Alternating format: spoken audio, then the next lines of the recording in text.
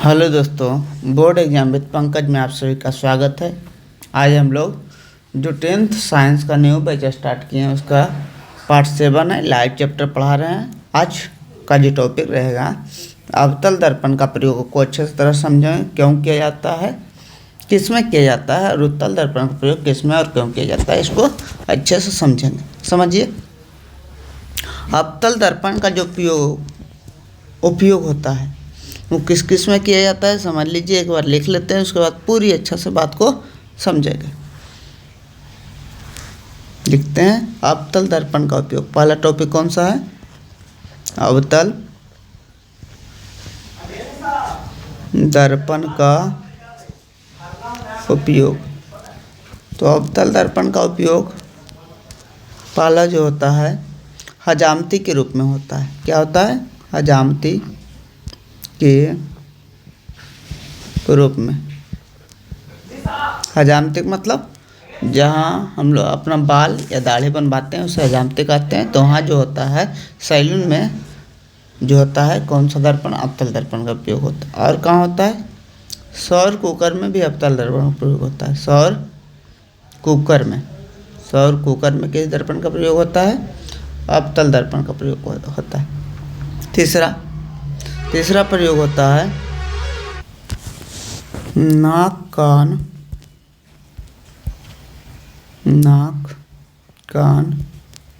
दांत के डॉक्टरों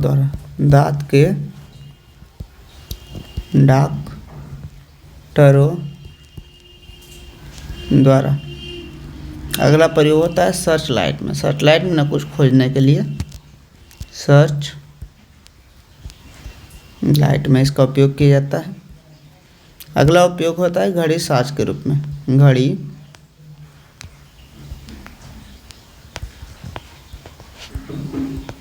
साज का मतलब घड़ी बनाने वाला। घड़ी साज के द्वारा। घड़ी साज में ना घड़ी जो बनाने वाला होता है उसको घड़ी साज बोलते हैं। क्यों किया जाता है? अच्छे से समझते हैं। अवतल दर्पण प्रयोग हजामती दर्पण के रूप में होता है। ऐसा क्यों? देखिए, पहला है क्वेश्चन ऐसे बनेगा। एक तो क्वेश्चन पूछ सकता है अवतल दर्पण का प्रयोग लिखे, तो 3-4 प्रयोग आपको याद रखना है। 2 नंबर में आएगा, कोई भी 3 प्रयोग लिख सकते हैं। और क्वेश्चन क्या आता है? क्वेश्चन आता है ये स्पेसिफिक क्वेश्चन आएगा, अवतल दर्पण का प्रयोग हजामती दर्पण के रूप में किया जाता है। क्यों? यह हजामती दर्पण के रूप में अवतल दर्पण का प्रयोग किया जाता है। क्यों? कारण बताइए। तो पहला क्वेश्चन लिख लेते हैं, हजामती दर्पण के रूप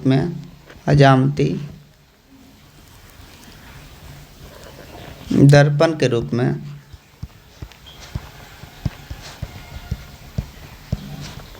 अवतल दर्पण का उपयोग करते हैं। क्यों? अवतल दर्पण का उपयोग करते हैं। क्यों? ये क्वेश्चन बहुत बार आ चुका है, 2 नंबर में हमेशा आता रहता है। समझिए, अच्छे से समझ लीजिएगा, कोई दिक्कत ना होगा लिखने में। पहले हजामती दर्पण का मतलब समझिए, बाल दाढ़ बनाने वाला दर्पण है। अवतल दर्पण का प्रयोग किया जाता है। क्यों? क्योंकि हम लोग जानते हैं कि अगर हजामती दर्पण के रूप में अवतल दर्पण प्रयोग करें, हजामती दर्पण यानी बाल दाढ़ी जब बनाने जाएंगे तो वहाँ बड़ा दिखाई देगा। अगर जिस दर्पण से बाल दाढ़ी बड़ा दिखाई देगा तो क्या होगा? हजामत को यानी जो नाई होते हैं उनको बनाने में आसानी होगी, इसलिए हजामती दर्पण का प्रयोग किया जाता है। अब समझिए अच्छे से, किस स्थिति में अवतल दर्पण में बड़ा प्रतिबिंब बनता है। तो हम प्रतिबिंब अगले टॉपिक में हम डिस्कस कर चुके थे। 2 प्रतिबिंब जरूर ध्यान रखिएगा। एक प्रतिबिंब तो जब सी पर बनता था तो बराबर आकार का कहाँ प्रतिबिंब बनता था? सी पर। दूसरा क्या बोले थे? एफ और पी के बीच जब प्रतिबिंब बनता है, एफ और पी के बीच जब रखते हैं तो वस्तु का बड़ा और दर्पण के पीछे प्रतिबिंब बनता है। सीधा और दर्पण के पीछे प्रतिबिंब बनता है। देखिए ऐसे गया था। कोई भी प्रतिबिंब बनाने के लिए पहले समानांतर, प्रधान अक्ष का समानांतर उसका फोकस से गुजारते थे। दूसरा कहाँ? दूसरा सी से गुजारते थे। इसके बाद ये फैलता हुआ दिखाई दे रहा है, तो इसको डॉट डॉट डॉट करके आगे मिलाए थे, आगे मिलाए थे। ये कहाँ मिलेगा? यहाँ कहीं मिलेगा। अभी बात को समझिए कि अगर चेहरा को फोकस और ध्रुव के बीच रखेंगे, मान लीजिए चेहरा है, तो दर्पण में चेहरा बड़ा दिखाई देगा, ए दिखाई देगा, जिससे क्या होगा, छोटा भी अगर दाढ़ी बाल बच जाएगा, नहीं कटेगा, उसे आसानी से हजामती या नाई अच्छे से काट सकता है। इसलिए इस दर्पण का प्रयोग किया जाता है। बात को समझे होंगे। लिखेंगे कैसे? लिखेंगे, यदि अवतल दर्पण में चेहरा को फोकस और ध्रुव के बीच रखा जाता है तो उसका चेहरा बड़ा दिखाई देता है और हजामती को शेव या बाल काटने में या दाढ़ी बनाने में आसानी होती है। यही कारण है कि हम इसका माने हजामती दर्पण के रूप में अवतल दर्पण का प्रयोग करते हैं। अच्छे से इस बात को लिख लेते हैं। क्या बोले? जब, ये फिगर भी बनाना है, जब चेहरा को अवतल दर्पण के ध्रुव और फोकस के बीच रखा जाएगा, ध्रुव और फोकस के बीच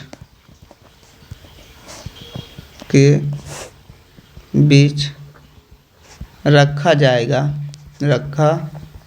जाएगा तो दर्पण में चेहरा बड़ा दिखाई देगा, दर्पण में चेहरा बड़ा दिखाई देगा और हजामती या नाई, हजामती को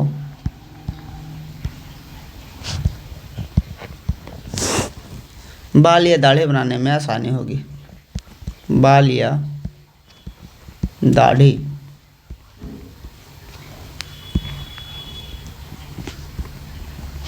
बनाने में आसानी होगी।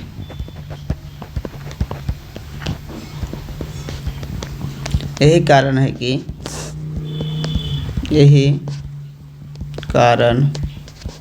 है कि हजामती दर्पण के रूप में अवतल दर्पण प्रयोग करते हैं। हजामती दर्पण के रूप में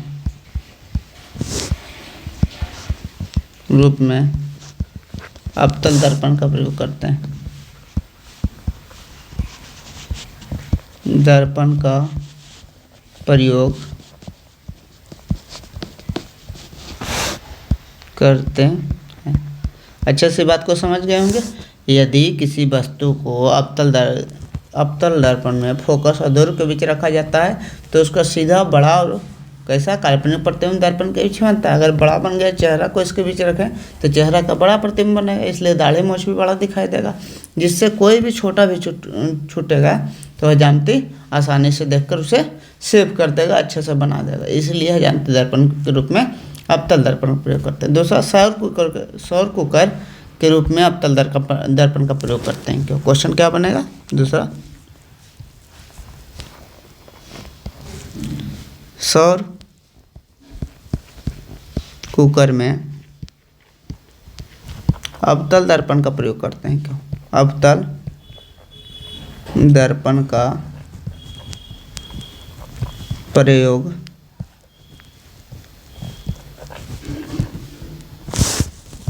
उपयोग करते हैं। क्यों?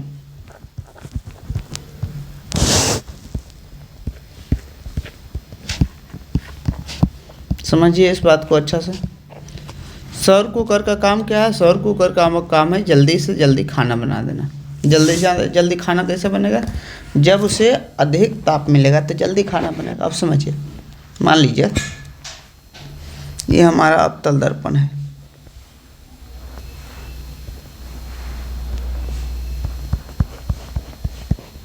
यहाँ क्या किए, इसमें जितने भी समानांतर प्रकाश किरण आती है, जितने भी समानांतर प्रकाश की किरण आती है, मान लीजिए प्रधान अक्ष है, जितने भी समानांतर प्रकार की किरण आएगी वो परावर्तन के बाद कहाँ मिलेगी? परावर्तन के बाद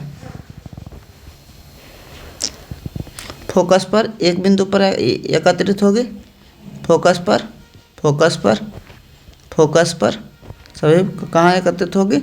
फोकस पर एकत्रित होगी। अगर फोकस पर एकत्रित होगी तो प्रकाश की जो किरण आएगी उसमें थोड़ा गर्मी रहेगी, लेकिन सब मिलकर जब एक स्थान पर एकत्रित होगी तो यहाँ अधिक गर्मी पैदा करेगी, अधिक ऊष्मा पैदा करेगी।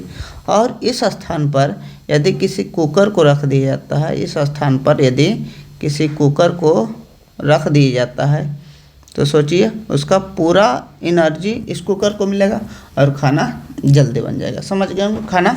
सौर कुकर में अवतल दर्पण का प्रयोग क्यों किया जाता है? क्योंकि प्रधान अक्ष के समानांतर अवतल दर्पण में प्रधान अक्ष के समानांतर आने वाली सभी प्रकाश की किरणें परावर्तन के बाद फोकस पर एकत्रित होती है और वहाँ अधिक मात्रा में ऊष्मा एकत्रित होगी। इसके कारण यदि उस स्थान पर एक कुकर को रख दिया जाए तो खाना अधिक ऊष्मा के कारण खाना जल्दी पकेगा।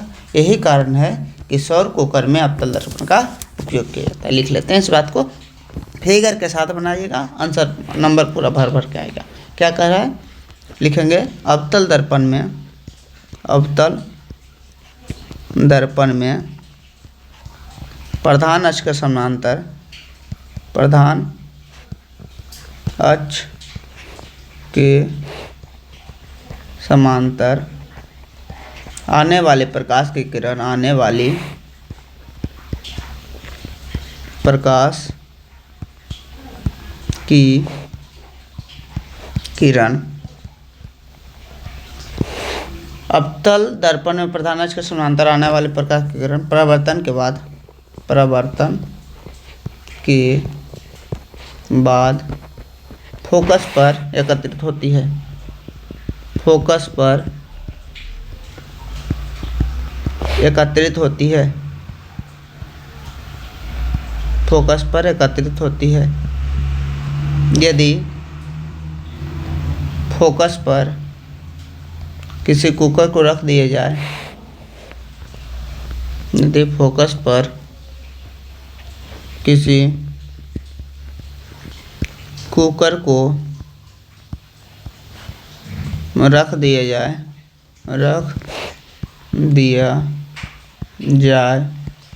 तो अधिक ऊर्जा के कारण, अधिक ऊष्मा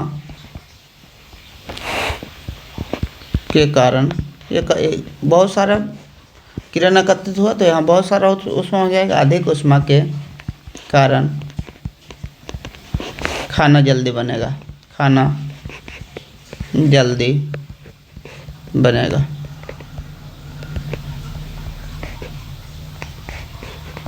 यही कारण है कि सौर कुकर में अवतल दर्पण का प्रयोग किया जाता है। अवतल दर्पण का उपयोग किया जाता है, उपयोग किया जाता है। अगला क्वेश्चन देखिए, अगला क्वेश्चन क्या हो सकता है? तीसरा उपयोग बताए थे, नाक कान आँख के डॉक्टर द्वारा अवतल दर्पण का प्रयोग किया जाता है। क्यों किया जाता है समझिए। क्वेश्चन लिख लेते हैं, नाक कान दांत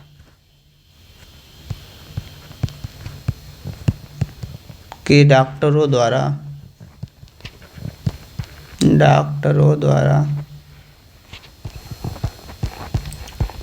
अवतल दर्पण का प्रयोग किया जाता है। क्यों? अवतल दर्पण का प्रयोग किया जाता है। क्यों? समझिए अच्छे से। नाक कान आँख के डॉक्टरों द्वारा अवतल दर्पण का प्रयोग किया जाता है। क्यों? पहला है, दो ही कारण बन सकता है। एक कारण तो बन सकता है इसका उपयोग करने का कि इसका प्रतिबिंब बड़ा बनता है ये बगल। दूसरा प्रयोग हो सकता है, अधिक कारण हो सकता है एक बिंदु पर एकत्रित होती है। दोनों में सोचिए कौन सा इसमें कारण होगा, बस यही दो कारण होगा इसका प्रयोग करने का। तो कहेंगे नाक कान आँख का डॉक्टर है। तो कोई भी चीज़ मान लीजिए कि दांत में एक छोटा सा कीड़ा जो है, बैक्टीरिया एक कीड़ा है, वो फंसा हुआ है। अगर यहाँ रखेंगे तो बैक्टीरिया बड़ा हो जाएगा, बड़ा दिखाई देगा और आसानी से उसे डॉक्टर निकाल पाएगा।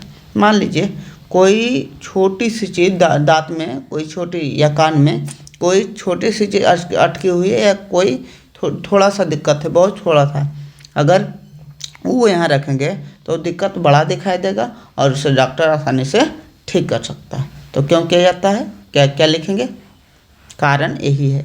कारण इसमें क्या होगा, ये फिगर बनाइएगा और कारण लिखिएगा।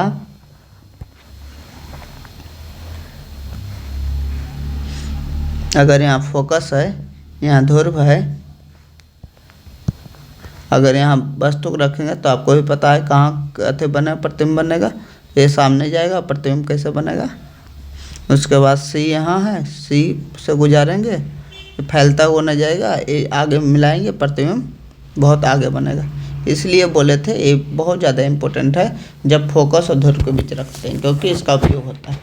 अब समझिए क्या लिखेंगे, यदि नाक कान आँख को अवतल दर्पण में फोकस और ध्रुव के बीच रखेंगे तो उसका बड़ा प्रतिबिंब अवतल दर्पण में बनेगा, जिससे यदि नाक कान आँख में कोई जीवाणु या कोई दिक्कत है तो डॉक्टर उसे आसानी से देखकर आसानी से इलाज कर पाएगा। यही कारण है कि आँख कान नाक के डॉक्टर कौन से अवतल दर्पण का प्रयोग करते हैं।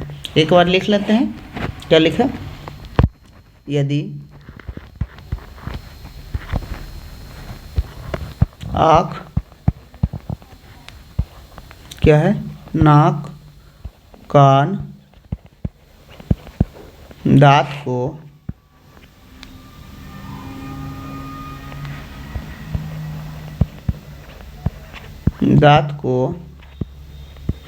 अवतल दर्पण में फोकस और ध्रुव के बीच, फोकस और ध्रुव के बीच रखते हैं, ध्रुव के बीच रखते हैं तो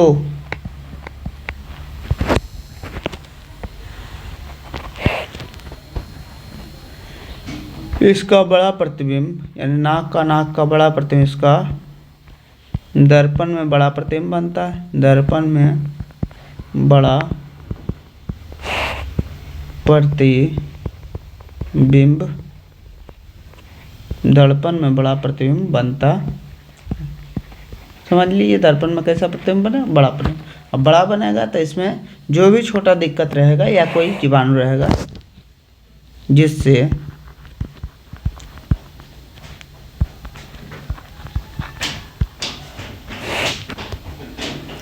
कोई छोटा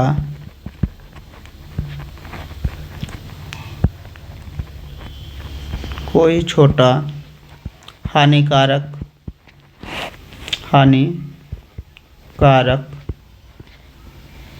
जीवाणु या जो प्रॉब्लम होगी या दिक्कत, मान लीजिए क्या है, कान में घाव है, थोड़ा सा है खरोच, तो दिखाई दे, दिक्कत बड़ा दिखाई देगा, और डॉक्टर उसका इलाज आसानी से कर पाएगा, और डॉक्टर उसका इलाज आसानी से कर पाएगा।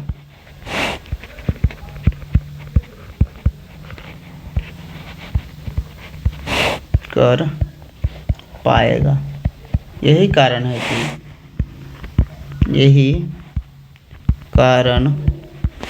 है कि नाक कान दांत के डॉक्टर नाक कान एवं दांत के डॉक्टरों द्वारा दांत के डॉक्टरों द्वारा अवतल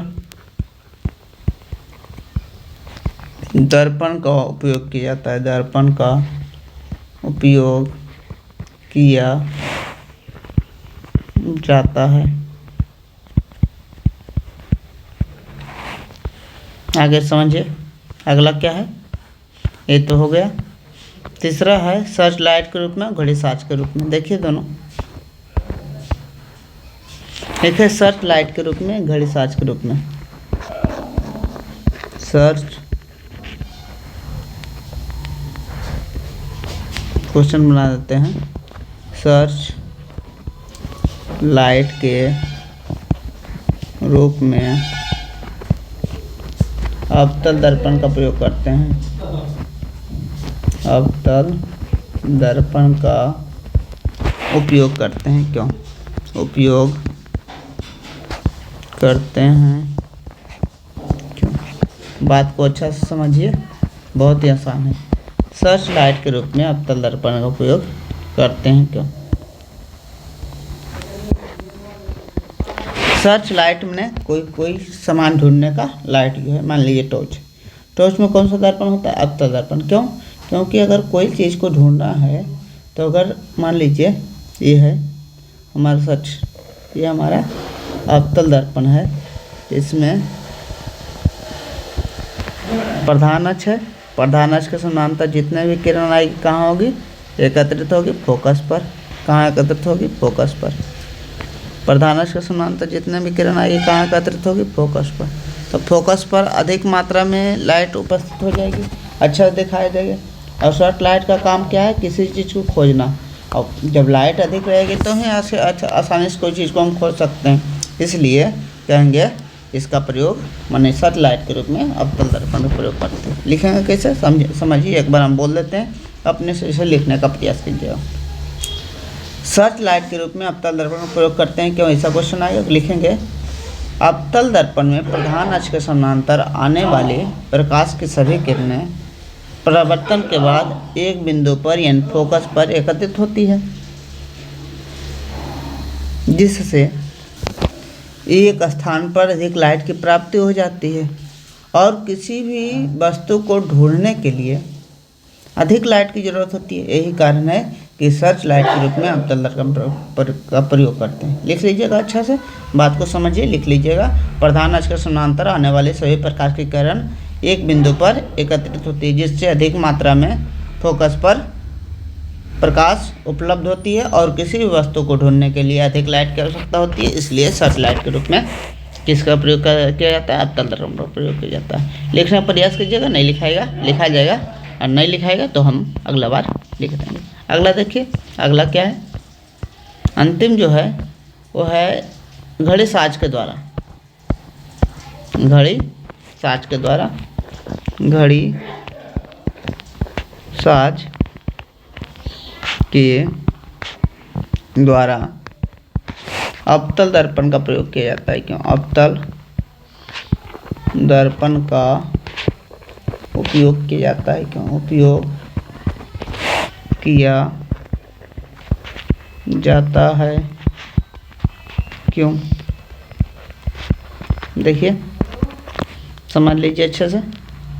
जो भी है अवतल दर्पण का उपयोग का दो ही उपयोग है, या तो प्रतिबिंब बड़ा बनेगा या क्या होगा, एक स्थान पर एकत्रित होगा सभी लाइटें। अब देखिए इसमें घड़ी साज यानी घड़ी छोटा, मान लीजिए घड़ी है तो छोटा घड़ी का उसका जो होता है नट जो इसमें रहता है, उसका पार्ट जो होता है, उसका छोटा छोटा जो पार्ट होता है बहुत ज़्यादा छोटा होता है।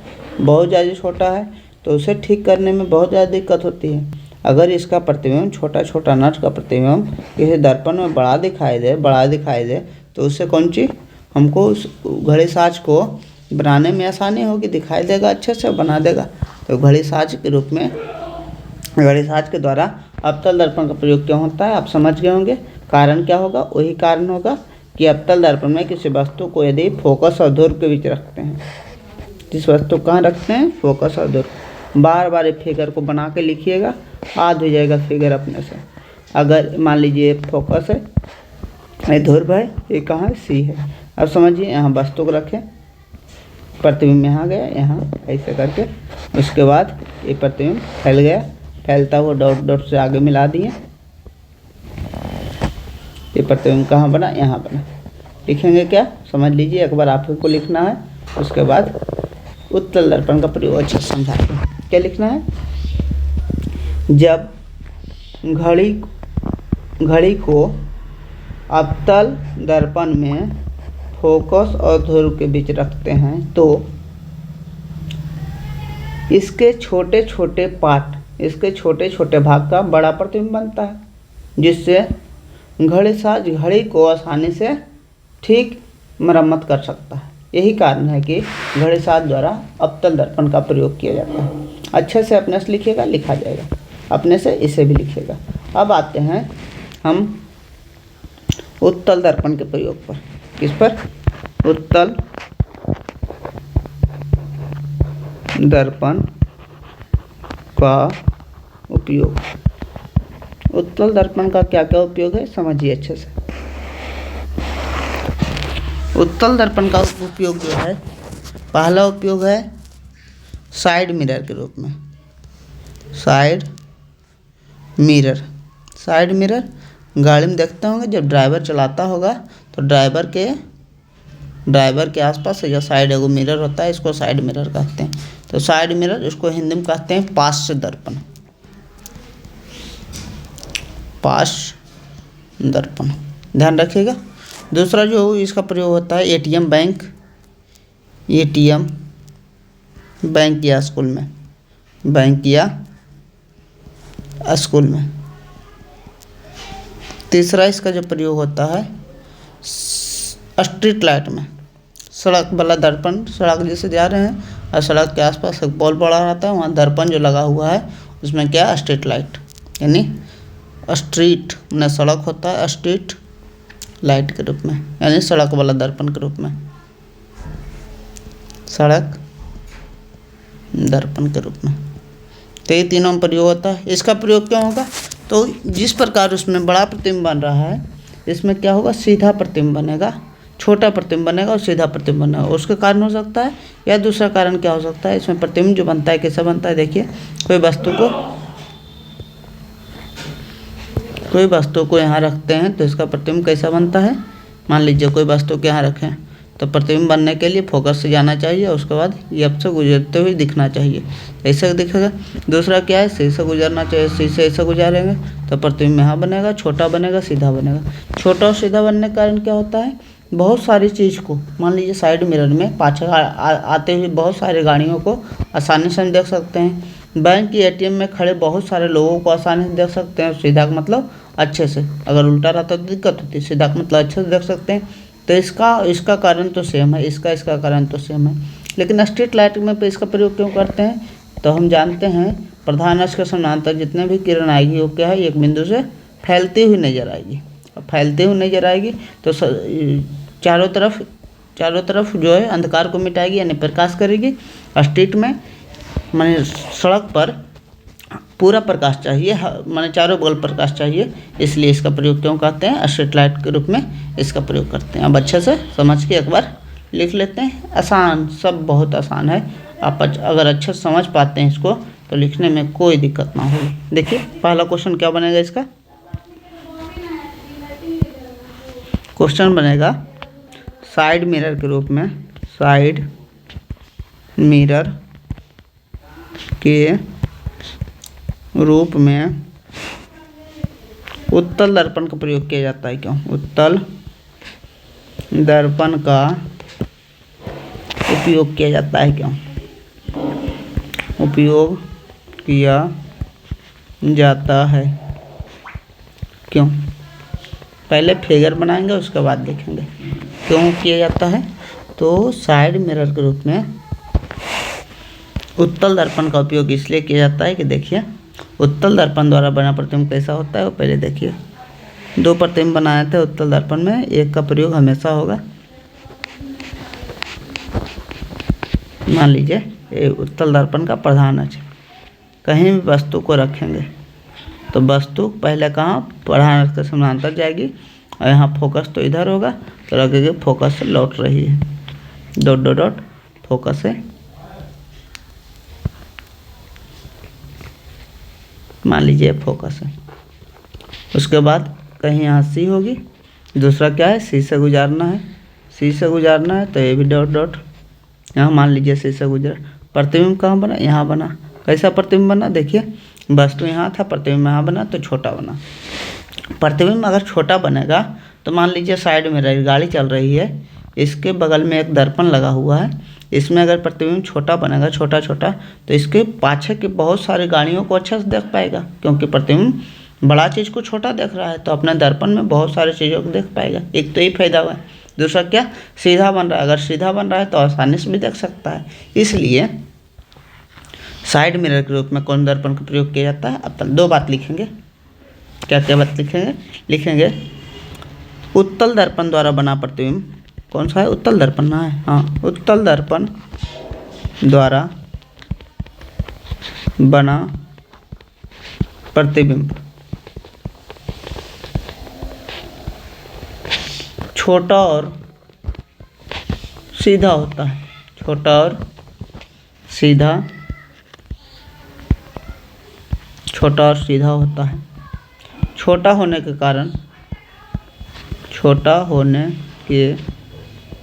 कारण बहुत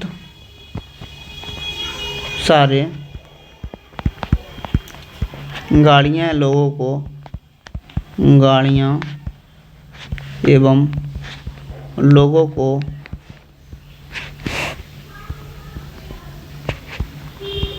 देख सकता है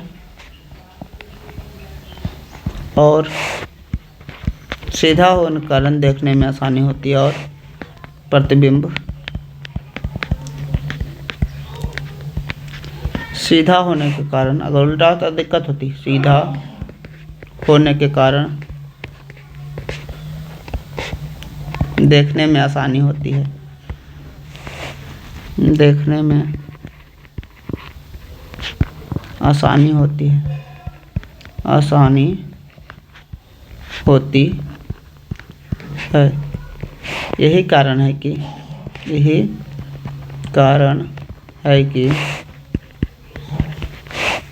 साइड मिरर के रूप में, साइड मिरर यानी पथ दर्पण के रूप में किसका प्रयोग किया जाता है, उत्तल दर्पण का प्रयोग किया जाता है। उत्तल दर्पण का प्रयोग किया जाता है। देखिए अगला क्वेश्चन क्या बनेगा, ATM bank school, ATM bank school में उत्तल दर्पण का उपयोग किया जाता है। क्यों उपयोग किया जाता है, क्यों, कारण यही होगा क्योंकि हम जानते हैं कि अगर ये हमारा उत्तल दर्पण है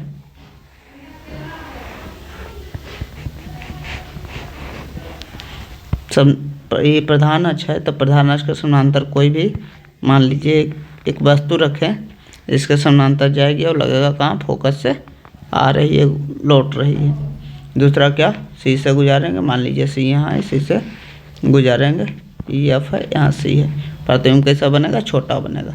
अगर छोटा बन गया तो एटीएम बैंक या स्कूल में बहुत सारे लोग आते हैं, इसलिए छोटा प्रतिबिंब के कारण उन सारों को देखना संभव है। सीधा प्रतिबिंब के कारण आसानी से देख सकते हैं। यही कारण है कि एटीएम बैंक या स्कूल में उत्तल दर्पण का प्रयोग किया जाता है। अच्छे से लिखेंगे क्या कि उत्तल दर्पण द्वारा बना प्रतिबिंब छोटा और सीधा होता है। छोटा होने के कारण बहुत सारे लोगों को आसानी से देख सकते हैं और छोटा होने के कारण बहुत से लोगों को देख सकते हैं और सीधा होने के कारण उन्हें आसानी से देख सकते हैं। यही कारण है कि एटीएम बैंक या स्कूल में उत्तल दर्पण का प्रयोग किया जाता है। एक बार अच्छे से बोल देते हैं, सुनिए।